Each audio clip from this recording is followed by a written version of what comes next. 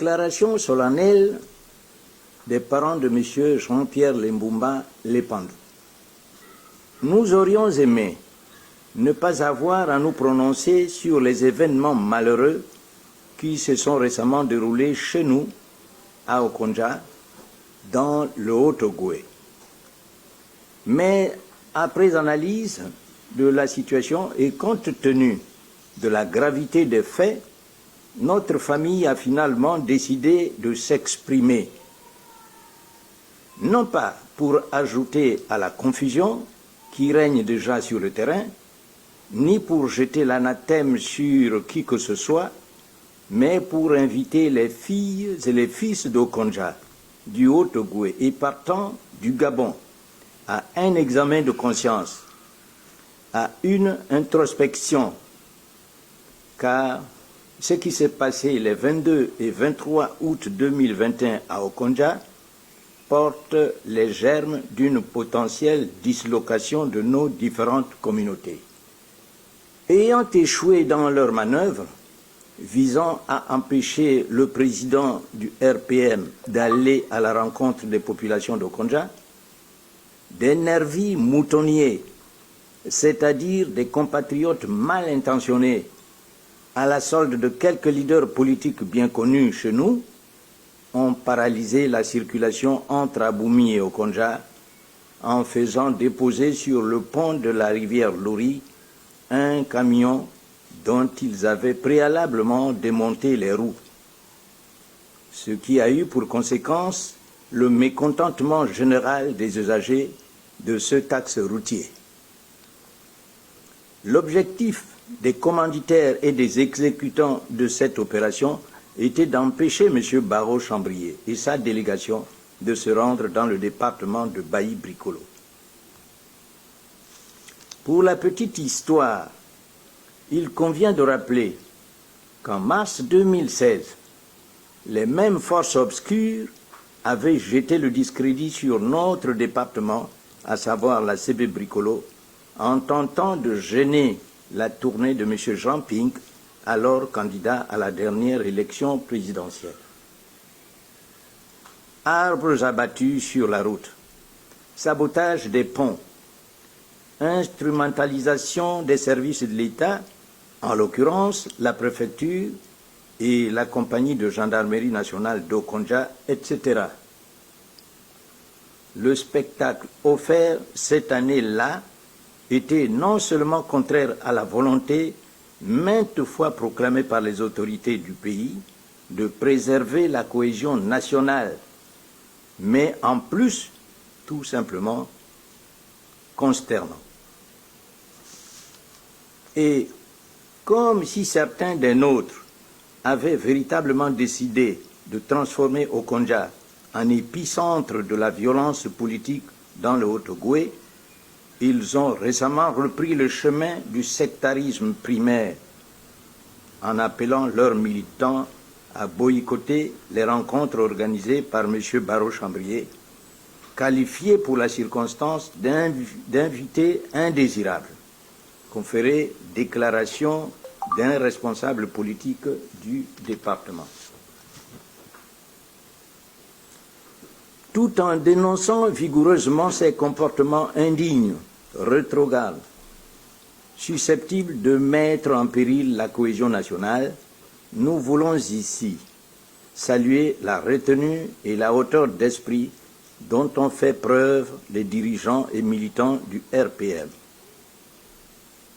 Aux compatriotes Barreau-Chambrier et à sa délégation, nous exprimons toute notre solidarité en même temps que nous leur rappelons qu'ils seront toujours les bienvenus chez eux à Okonja, cette terre d'accueil qui a vu passer depuis l'époque coloniale des centaines de Gabonais originaires de toutes les régions de notre pays.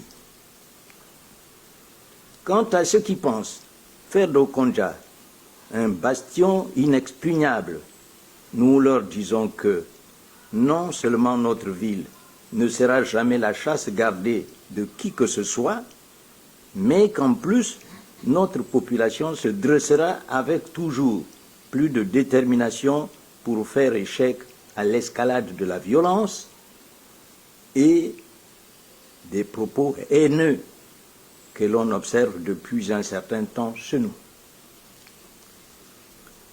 L'incendie du domicile de notre parent, à tous, Jean-Pierre Lembumba Le Pandou, participe de ce climat de terreur que d'aucuns veulent instaurer à Okonja.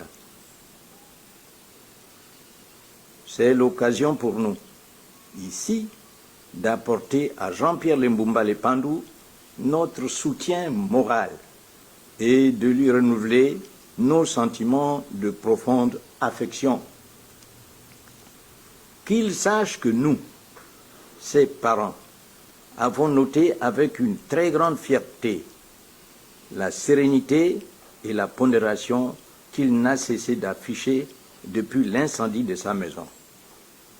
Pour autant, au regard de ce qui ressemble à une véritable chasse à l'homme, vu les différentes attaques perpétrées contre l'intéressé et ses biens, nous ne pouvons pas nous empêcher de dénoncer et de condamner avec vigueur ces actes ignobles qui n'honorent pas notre jeune démocratie, en même temps qu'ils portent lourdement préjudice à la cohésion nationale. Au passage, il importe de rappeler qu'en janvier 1992, alors qu'il était directeur de cabinet du président de la République, notre parent a été victime d'une tentative d'assassinat. Les résultats de l'enquête ouverte à cette époque demeurent à ce jour inconnus. Plus récemment, en juillet 2018, alors que M. Jean-Pierre Lembumba Le Pandou est interdit de séjour au Gabon et vit en exil en France depuis août 2016, des individus non identifiés font irruption dans sa maison du quartier Razel à Libreville, tuent les 5 chiens de gamme et tentent d'y mettre le feu. N'eût été l'intervention des vigiles de la SGS commis à la surveillance des lieux, cette maison-là aurait été réduite en cendres comme celle d'Okonja. L'enquête, là aussi, nous dit-on, est en cours. Dans ces circonstances, que pouvons-nous attendre de celle qui, nous l'espérons, sera ouverte suite à l'incendie du 23 août dont le caractère criminel ne fait aucun doute? Oui, nous, membres de la famille de Jean-Pierre Lembumba Le Pandou, sommes persuadés que cet incendie est d'origine criminelle, et ce, pour plusieurs raisons. Certes, la maison était inhabitée depuis plusieurs années, mais elle était surveillée et régulièrement entretenue. De plus, elle disposait d'installations électriques de pointe, ce qui, de facto, écarte à la fois l'hypothèse d'un court-circuit électrique et celle d'un accident domestique du type mégot de cigarette allumé ou fuite de gaz.